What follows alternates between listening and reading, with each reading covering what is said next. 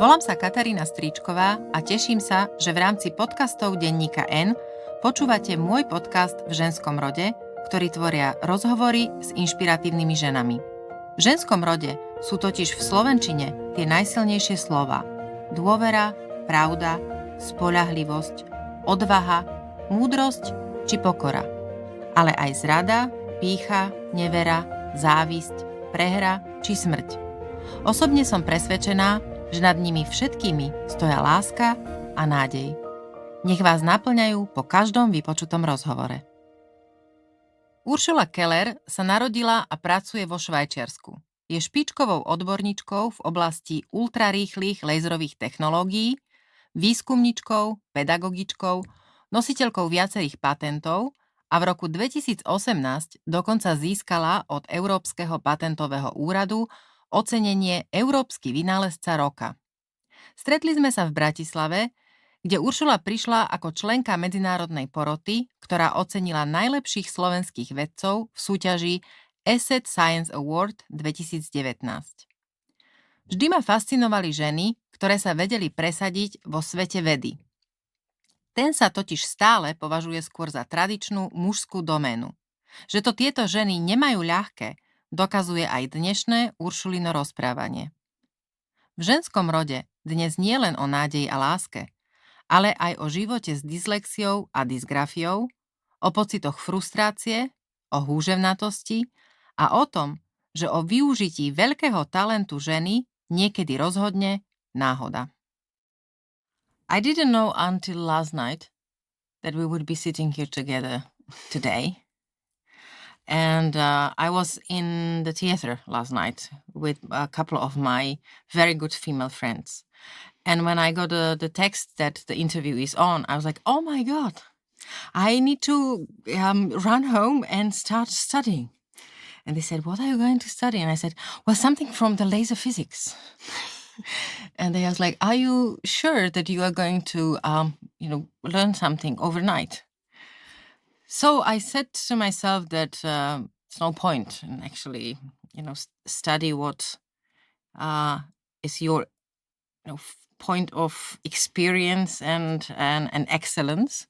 I actually find out that you have something like, well, at least in your CV, which I found on internet, you have something like 18 prizes, awards, and fellowships. It's a rather an impressive list. If you go back, like in a flashlight,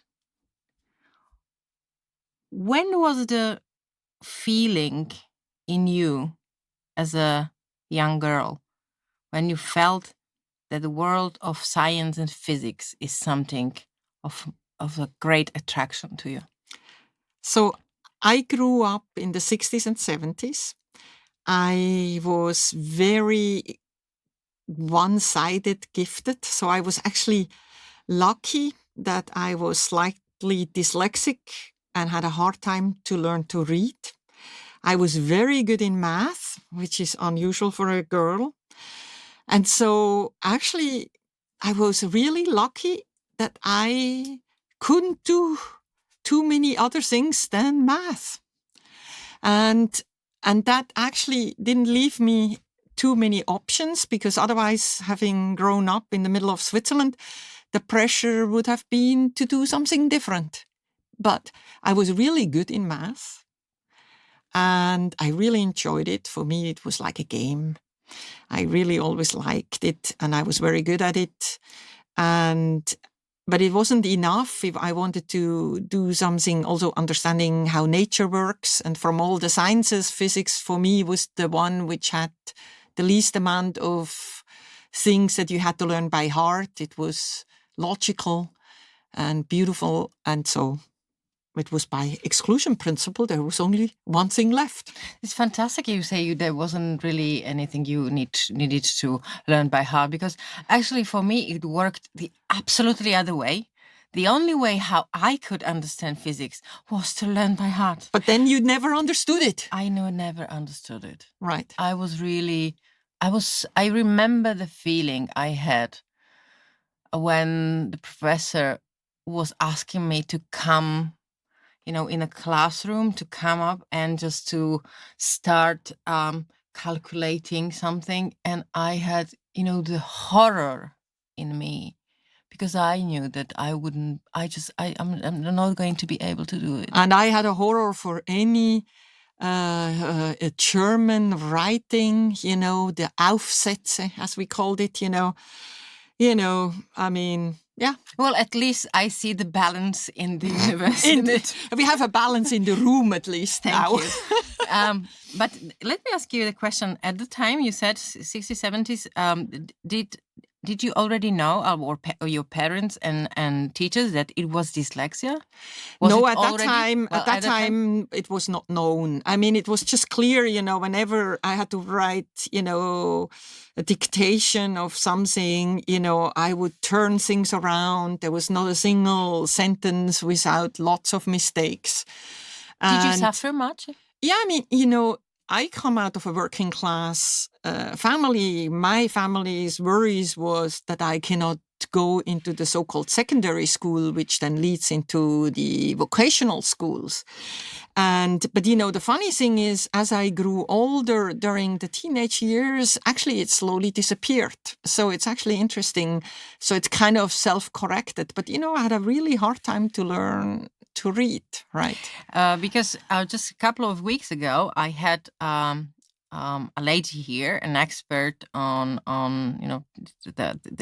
basically the same thing you suffered, so dyslexia, and all the other dysfunctions, and she says that when you work in therapy with children suffering from this, that everything can be corrected, or at least very much improved. Yeah. But you must know about it. Right. So because I never could learn anything by heart, I had to structure things. And actually, I always had to organize things in a way so that with the level of things I could actually learn by heart, I had to make logical connection. So I always had to make logical connection that I could remember it. And that trained my brain. I can go into a mess and right away see pattern and how I organize the patterns. And I think this has actually made me stronger for experimental physics.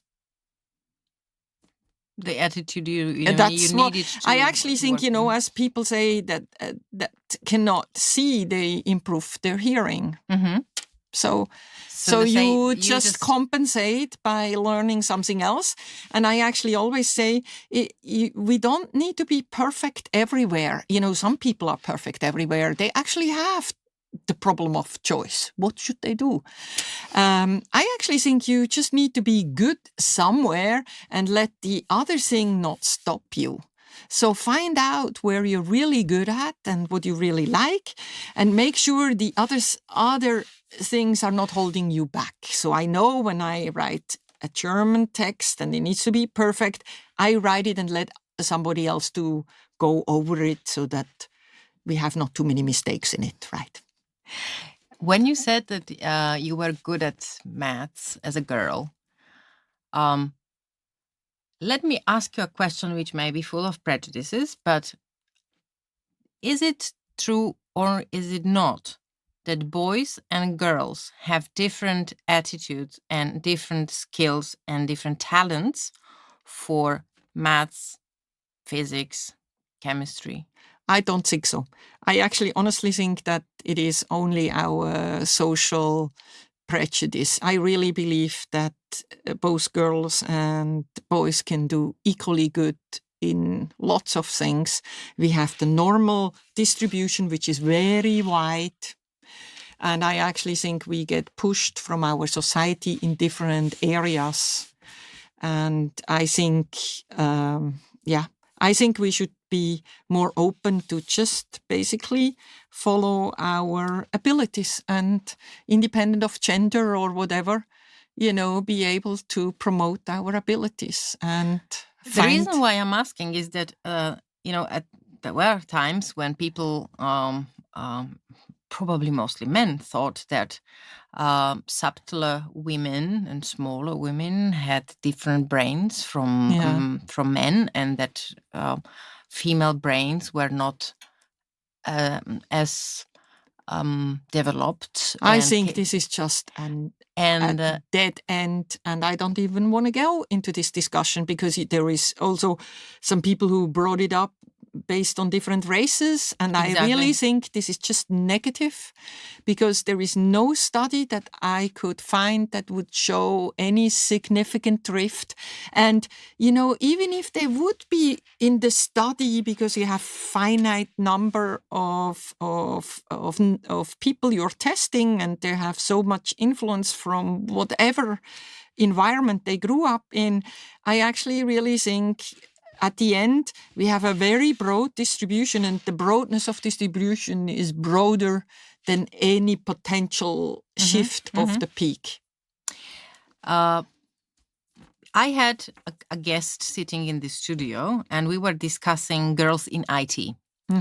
And mostly the fact that if the society and teachers, parents would encourage girls more, yes, and give them more space, maybe more time, maybe more support, and confidence, right, that they could do it, yes, and that they should actually challenge themselves and their fears, right, and perhaps this self-doubt, right, that it would actually open more doors for more girls to go into science and all these wonderful natural sciences world. Right, exactly. I mean, when you look at the computer was a woman's job, as we know, right? It was a woman's job. And as it evolved, it became more and more a white male job. And the environment is so hostile in certain places that actually anybody who doesn't fit into this stereotype is actually judged more badly. And there are many studies done that actually confirms that. And so there are some universities who started 2 different entrance programs for those who had actually prior experience in computer. They take them to a different class, and those who are really new, and they take it to a different class. Because, sometimes just because you haven't been playing with computer all your life, because you haven't really growing up in this environment, and then if you put them both into the same beginning class, it's going to be just frustrating for those who haven't done this one. But actually, if you separate them and you bring them into the right environment, actually you will discover that a lot of talent is there, but it has never been used because it has not been pushed forward and actually even pulled out in the environment they have been growing up. So I'm actually really I would actually seriously, in the US they already started in certain places. I don't know because I don't remember so factual things so well, but you can look it up.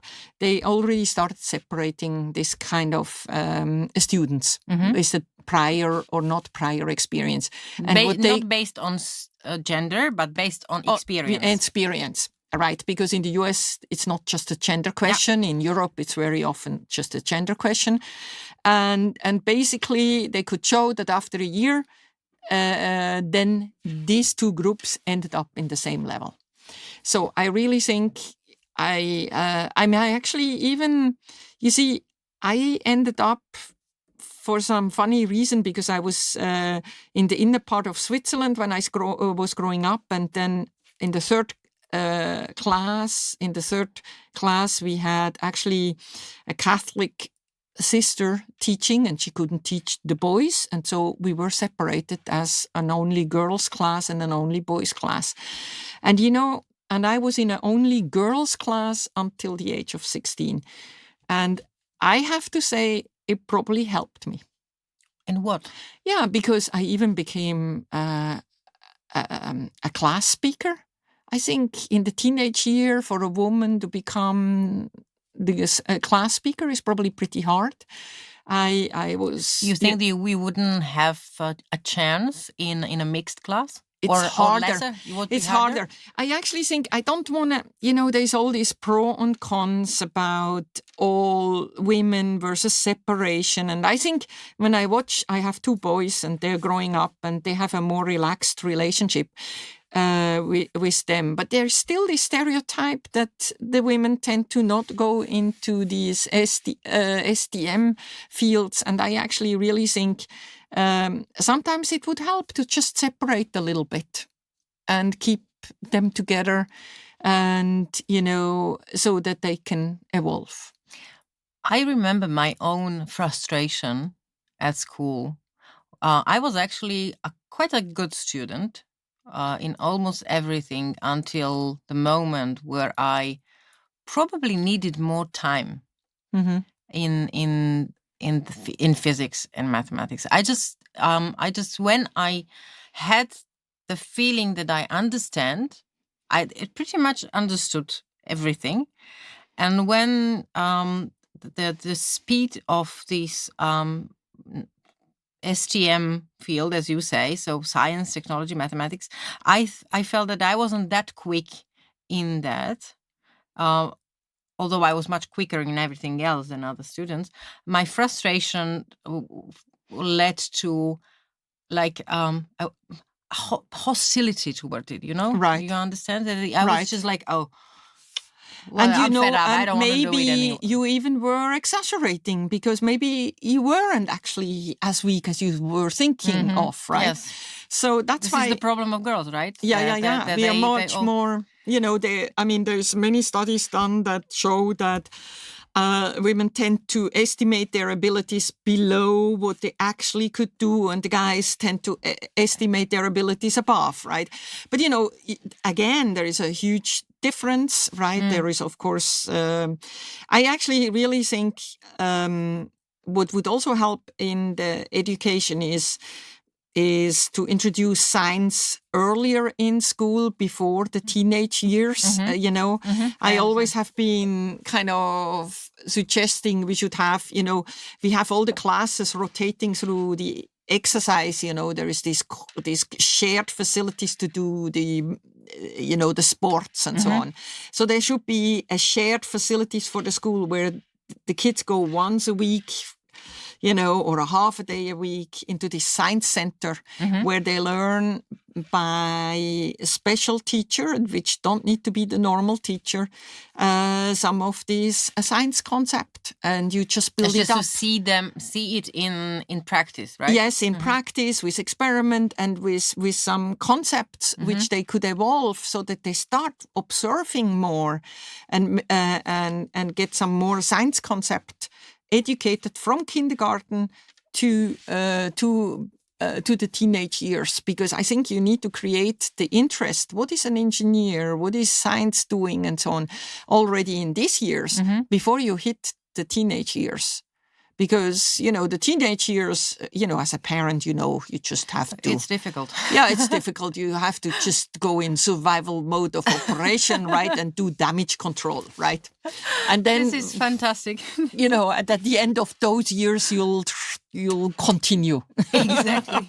You disappear as a parent for a number of years, and then you emerge from the fog somewhere. Right, exactly. And, it's even shown scientifically that your brain and hormones are definitely doing something up there, which is actually there is proven. An excuse. Yeah, actually it's proven that you go through this process, right? How did you teach did you teach your boys at home? Did they come to you and say, "Oh, mommy, I don't understand what it is"? Is this I have two boys. I had them pretty late in my career. I was 38 and 40 when I had them, and of course, I always worked full time. I couldn't do private lesson. They went through the normal schools, and of course, when they came, I gave them an answer. But actually, the funny thing is, my husband is an engineer, but, my kids were then more and more drifting to only asking my engineering husband, because when they came with question to mom gave not only a short answer, no, she started a whole lecture. And then she said, "Mom, I just need a quick answer." And I ended up with they ended up with a whole lecture. With the end effect, they ended up to go into the engineering, father who gave him a quick answer to the problem. Which they needed, right? And they were not interested in the long lecture. Because I thought, funny. If you understand this, but this and this and this is also exciting. You just took it in a complex system, right? Yes. But I have to say, both of my kids are now at ETA, at the university. One is studying biology and the other one is doing computer science. So we did not too badly. Well. You did well, yes. Both with your husband. Good. Yes, good. So somewhere there were also your, deep study and deep complex issues. We could communicate to them the excitement of the science and technology, and ultimately they chose that. Even though they had full freedom. I mean, we always said, look, the most important thing is choose something that you get excited about and you're willing to work for. Yeah, that's the only thing which pays. And yeah, in the end, you right. know, when you are 65 and looking back, so you need to have something behind which gave you some spark of excitement. The heart, exactly. And the good feeling in the stomach. That's what you need. I need to go to a very natural area which offers itself when we speak about children, husband, and work, and that is work-life balance. Mm-hmm. I think myself, I find it very difficult to balance these two worlds. That in a way that I would at least be satisfied, if not happy. Mm-hmm. It's better the past 2-3 years as it was before. Maybe also because I'm getting older, and when people are getting older, I believe that they strive less for this competitive success, Mm-hmm. And they just feel that they can slow down a little bit.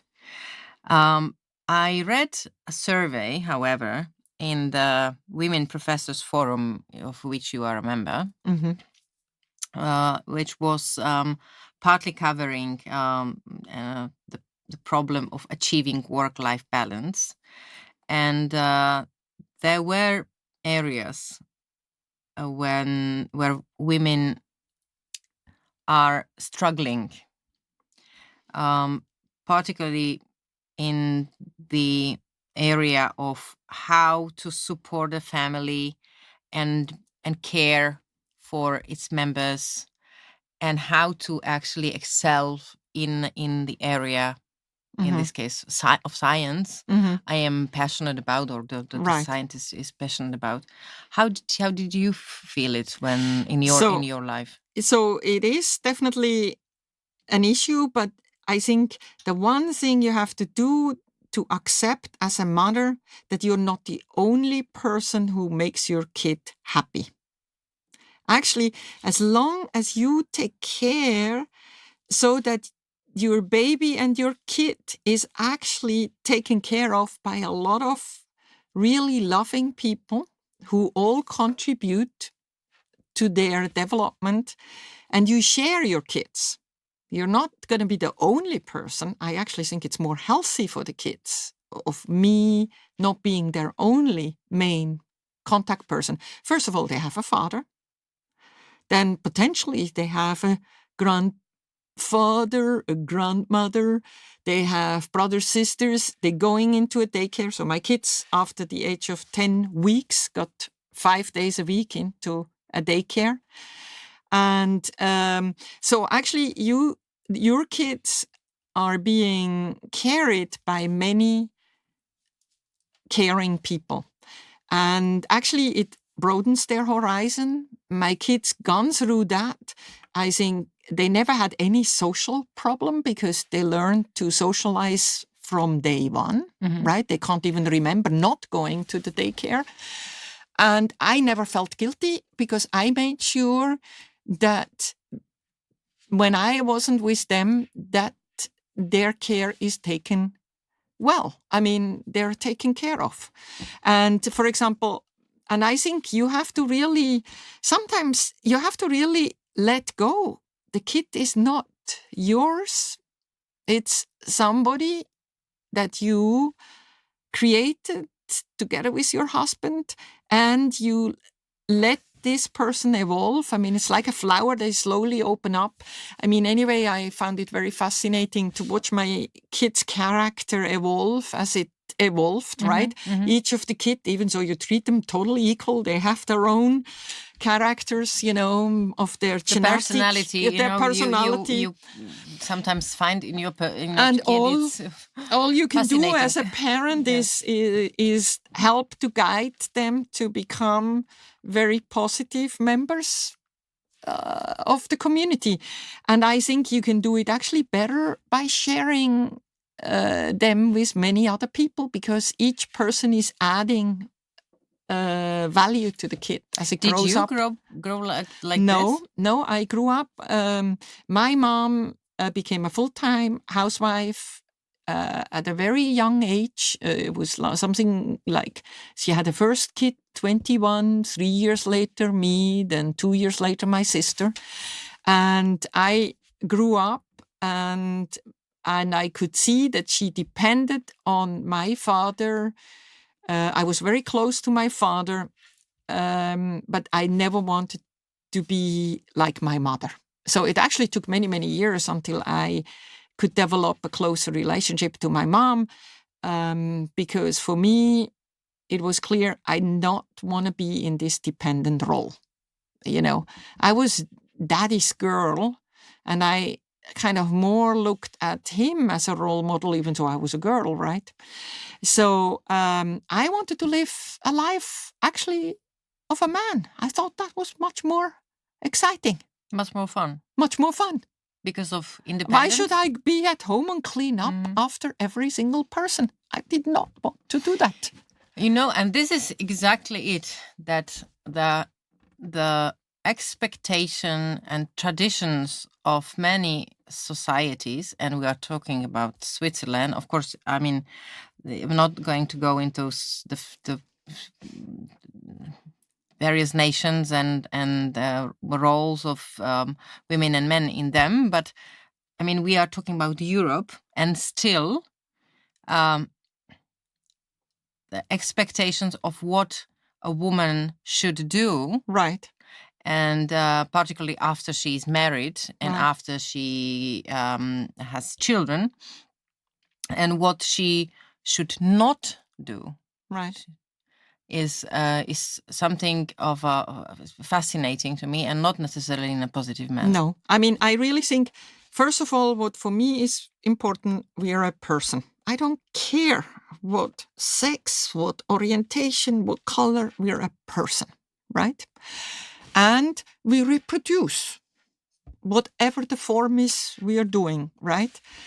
And we help the next generation to evolve into hopefully contributing positive persons to move us forward.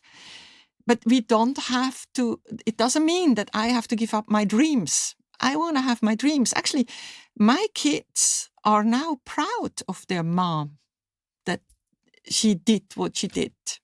I can let my kids go. My kids are moving out. I mean, of course, it feels a little bit, they're moving out, right? But it's nice that they're moving out. But, my life doesn't depend on them being with me. I have my life. They have their life. My husband has his life. But it doesn't mean that you don't love them, yeah, right? Yeah, of course. I love them as much as you can think of. I mean, it's clear.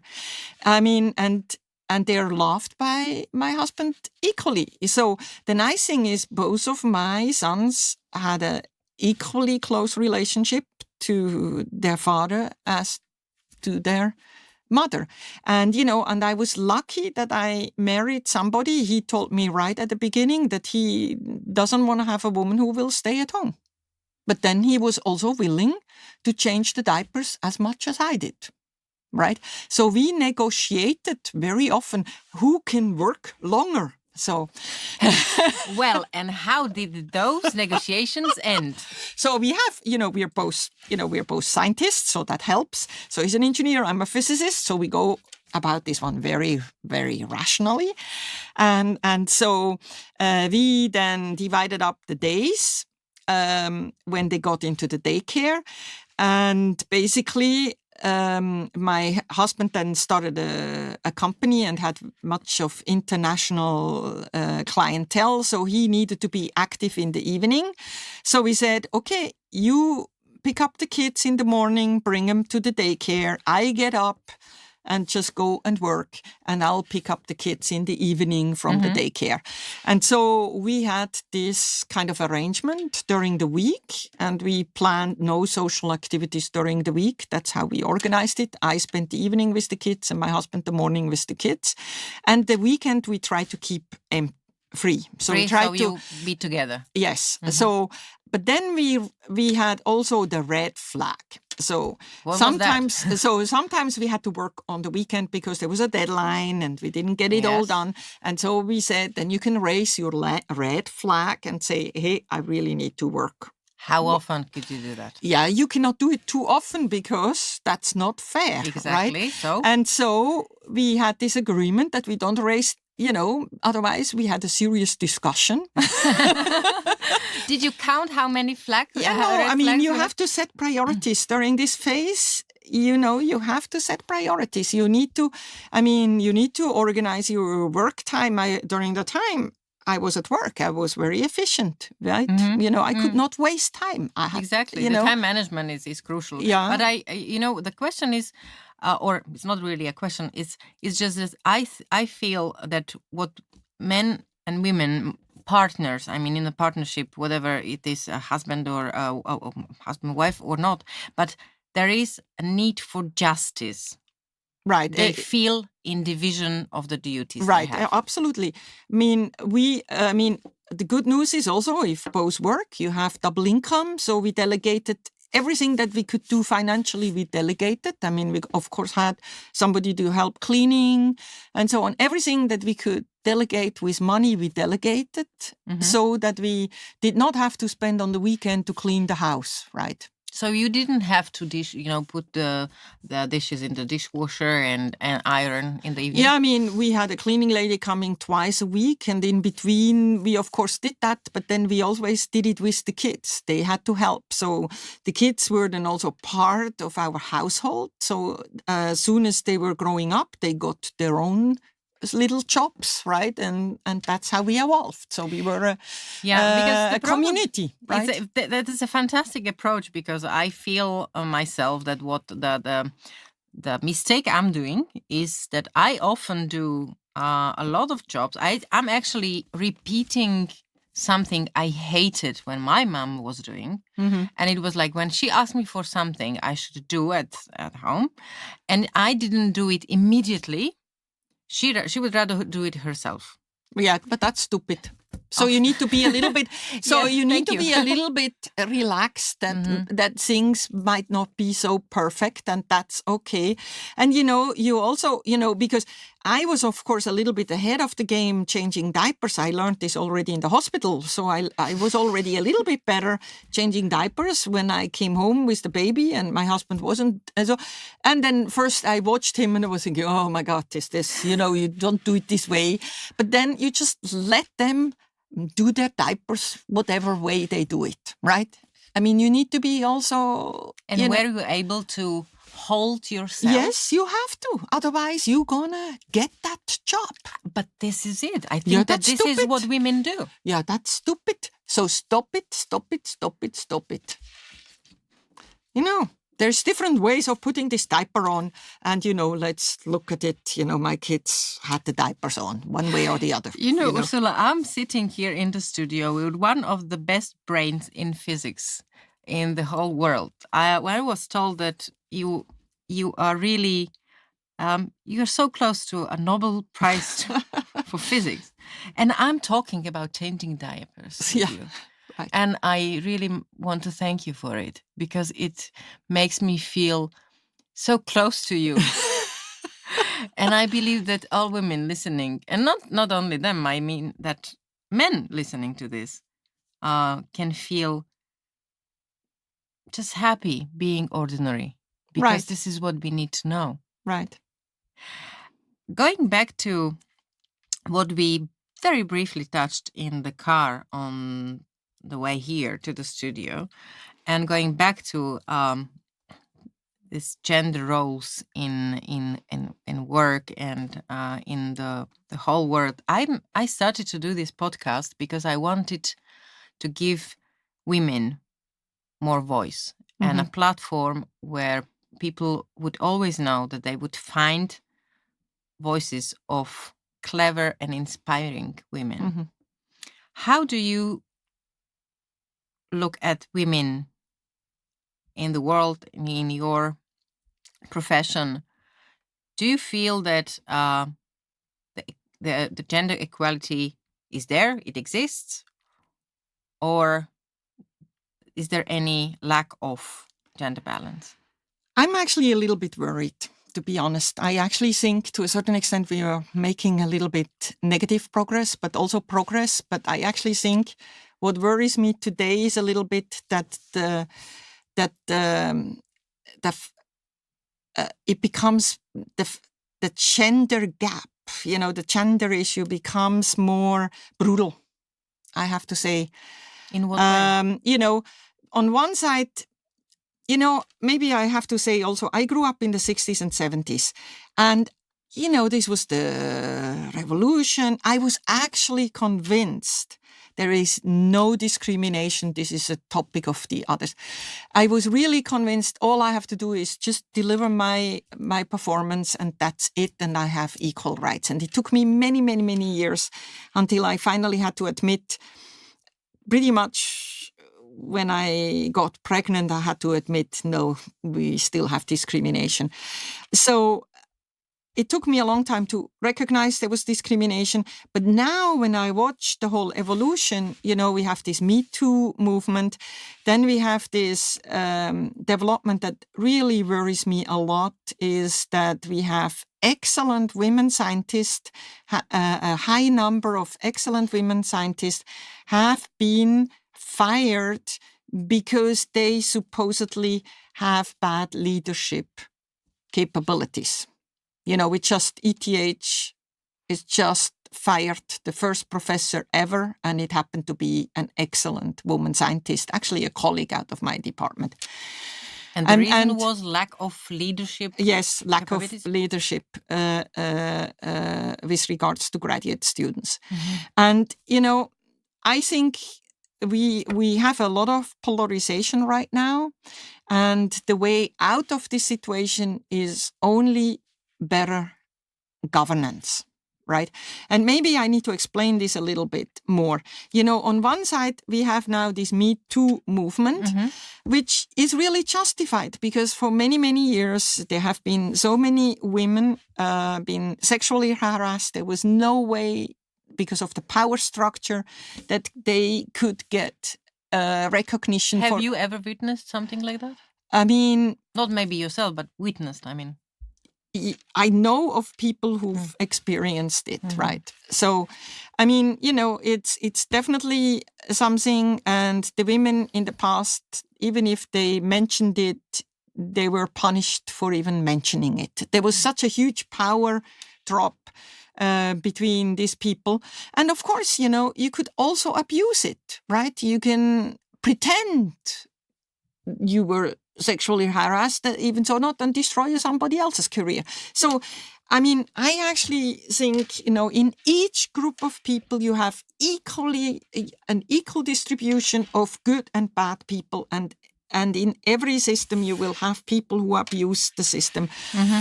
And if we want to make progress, we can only make progress if we improve the governance. Right? How we deal with... How can we do that?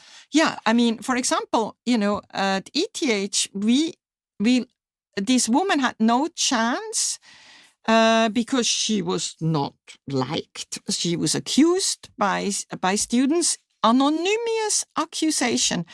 And the rest of many of us women, we try to say, let's start a proper process, because if there is accusation, there should be a proper process and a proper investigation by people who are truly independent, and you need to look at the facts. Of course, right? Well, you need to have some data. Well, I mean, I would expect that from a Yeah, but scientific it institution. didn't happen. It didn't happen, right? It didn't happen because ETH wasn't prepared for it. We didn't have any grievance process, and as usual. But wasn't it somehow like misused? Yes, Yes, it's sir? of course it was misused because anybody who would have been much better supported by the community would have protected by the community, but she wasn't part of the community, so they actually used this attack to get rid of her. So, and I actually think that can happen all over the place. It can also happen that, I think if we are not building up very clear processes, how we deal with conflict, I actually think, when you look at a university, we're such a melting pot of very often it's an international group of people, we're under pressure and so on. Some scientists go as far as cheating on their data. I think shit happens, right? It's Everywhere. just everywhere. Excuse the language, but I think it is a really good thing.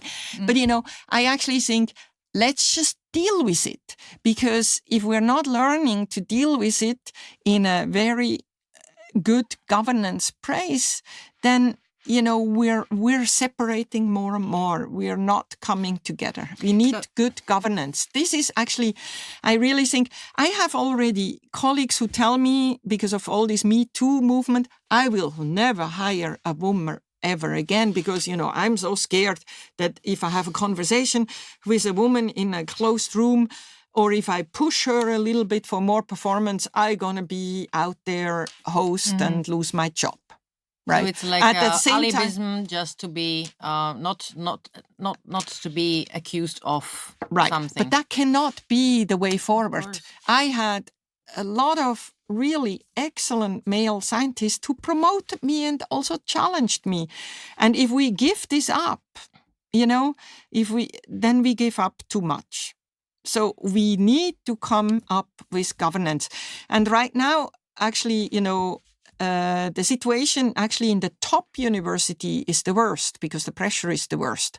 But they are all worried about their reputation, instead of actually bringing it out and tell the story, so that we all can learn what is actually happening, and so that we don't need to repeat the question. Max Planck Institute, fired excellent female scientist directors because of not good leadership, right? So, but isn't it? Sorry to interrupt, but isn't it? How can you measure good leadership? I mean, it's very strange to me to accuse someone of lack of leadership. How can you actually describe what a good leadership is? Yeah, that's exactly something that was never described before, because the power structure was such that the professor was untouchable, right? And so male professor were untouchable. They were the power structure, and they were not even put into question. And if put into the question, they were protected by the system. So, but as we evolve, there is less belief in this authority, in this absolute authority. I mean, the next generation is questioning absolute authority more and more. So we need to actually discuss this, Exactly. I mean, it's good if we are questioning the automatic authority. Oh, absolutely. But if we are questioning leadership, we need to question bad leadership of men too. As well, right? Exactly. So, and that's why I actually think, so what we just need to go through this process. It will take time, and we should look that we do damage control. And I actually think that's actually also what I want ETH and the Max Planck Institute and the Harvard and the MITs to publish their findings so that we can learn. Because, if you look at one individual case, you always find a reason why this one person was guilty or whatever. But if you look at a number of them, then you see a pattern, and then you see, maybe it's actually different, right? I mean, so I actually think, the people should not worry so much about the reputation of their institutions, but actually, let people share. These problems need to be communicated so that we can make progress. So MIT did this actually in 1999. A number of women got together in the 90s at MIT and approached the president and said, we have discrimination.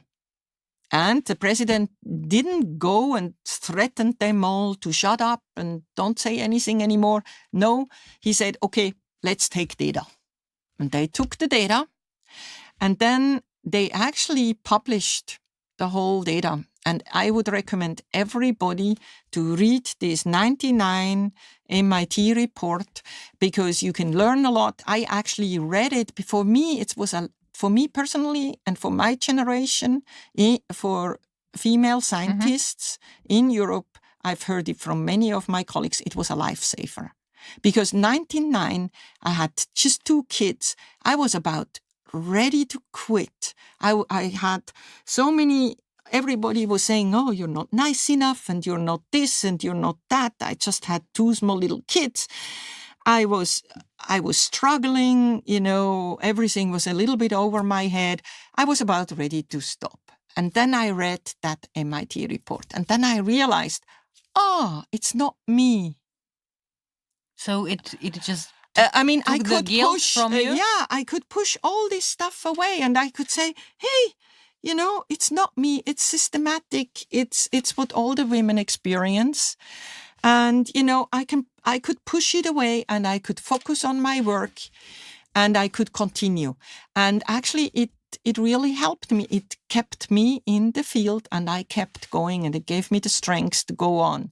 And I actually think this is what I would like to see now at the Max Planck Institute with the recent developments that we just communicate. It's just we're human beings. We're not perfect. I've never seen a perfect leader. We women aren't perfect either. But the culture for errors and mistakes for women is not very good. I mean, first of all, it's not right. It's not right because it's not the same women as for men. Yes.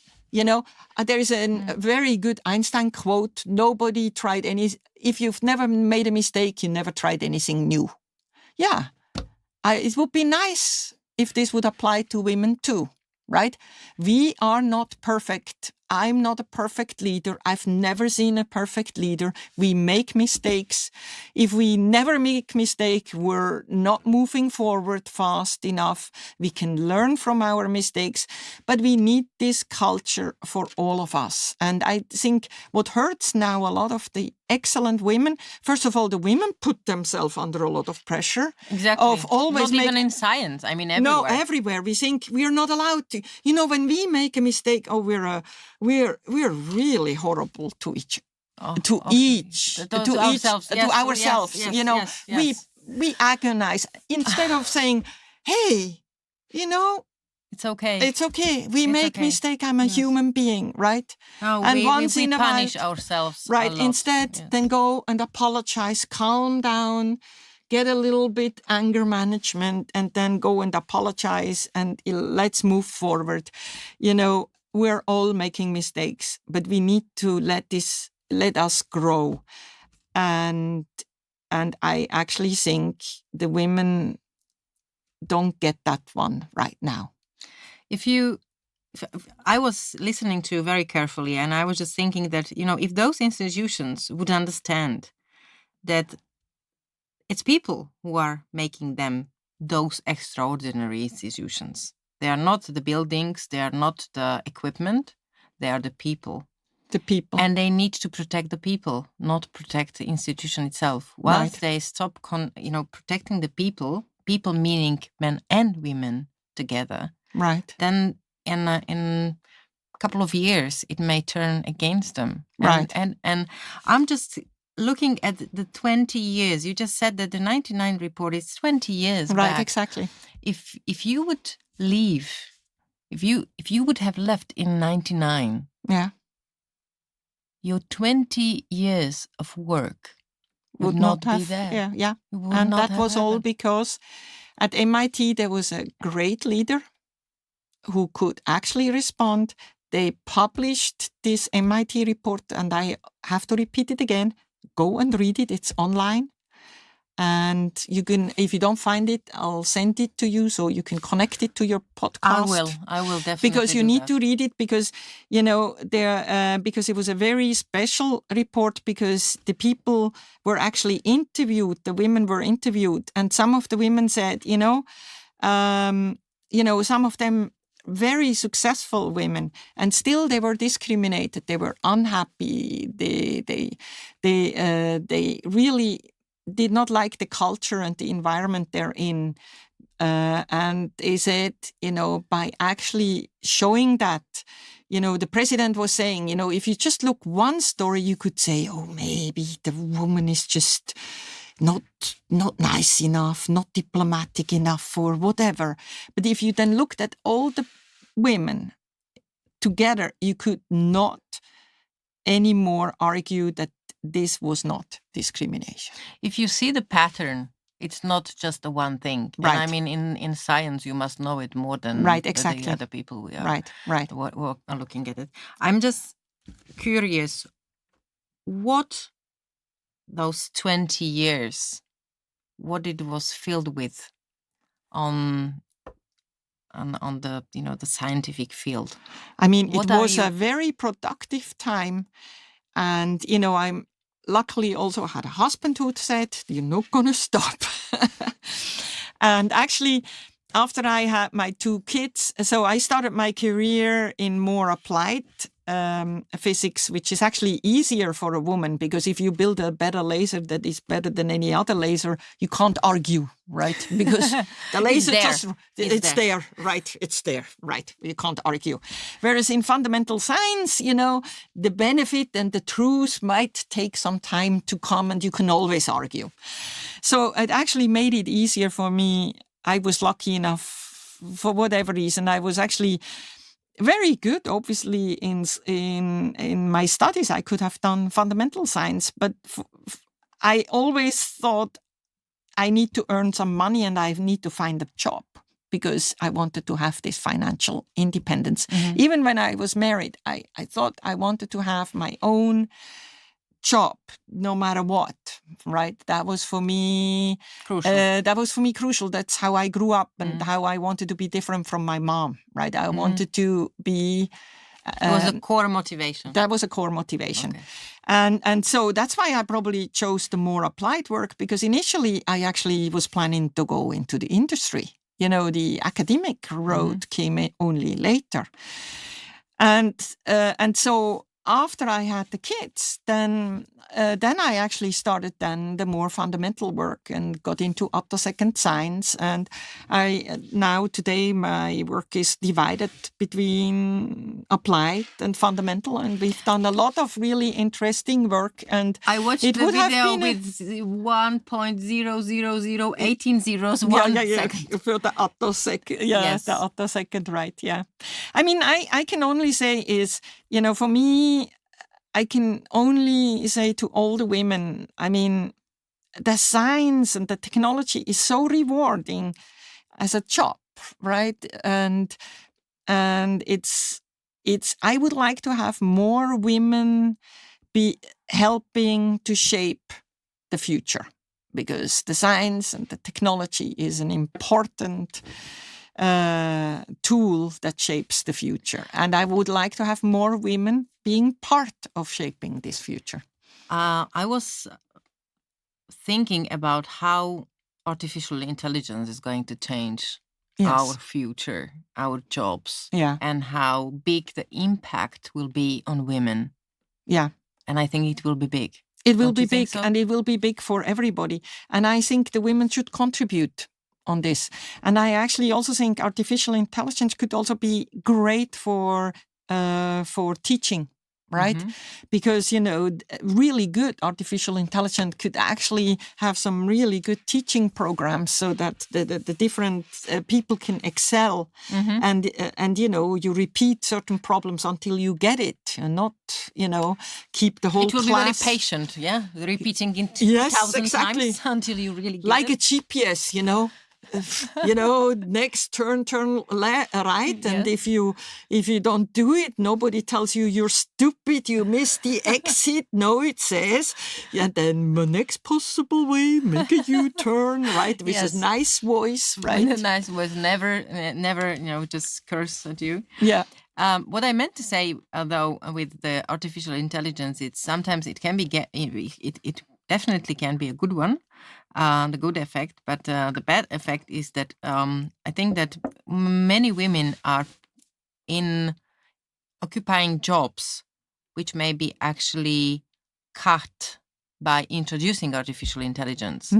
And I think that until we really work hard to get into scientific, the science area, then many women may get dependent. Yeah. It's maybe on their partners.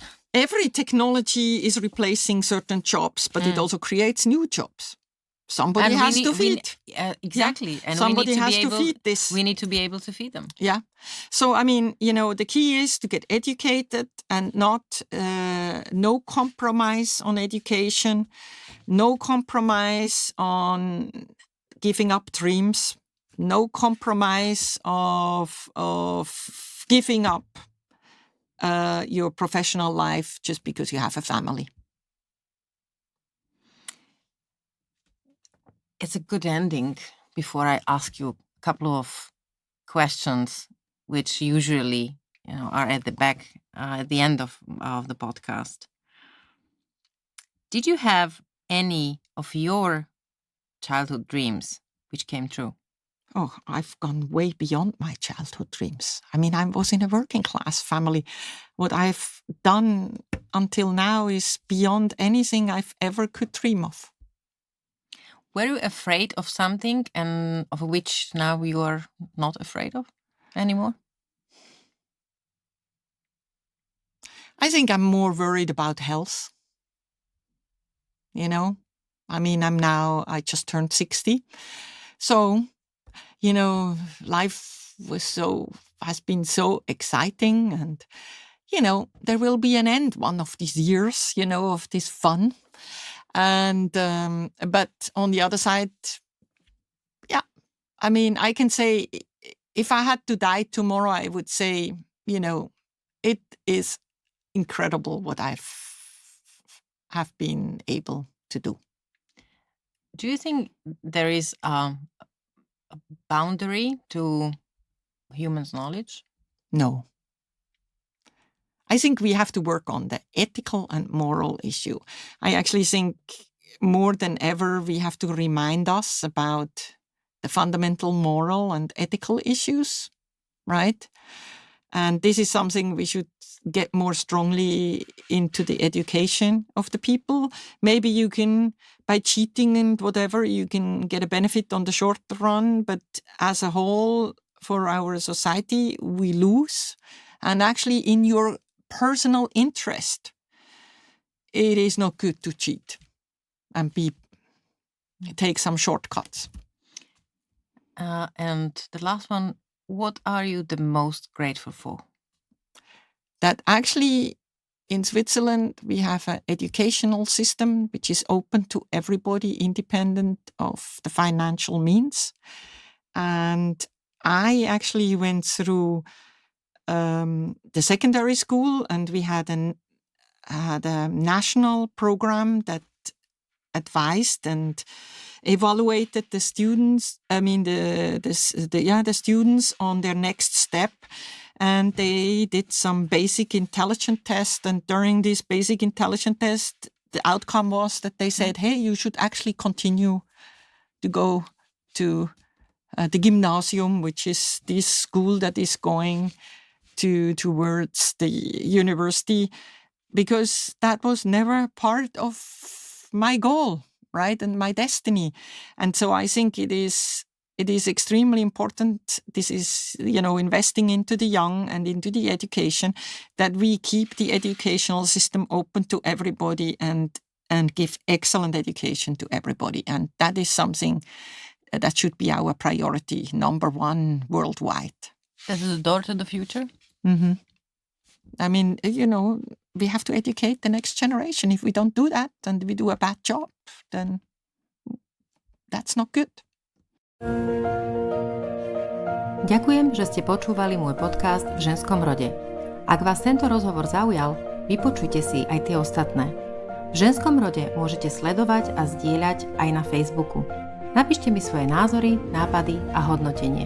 Už o týždeň v stredu sa na vás teším s novým dielom.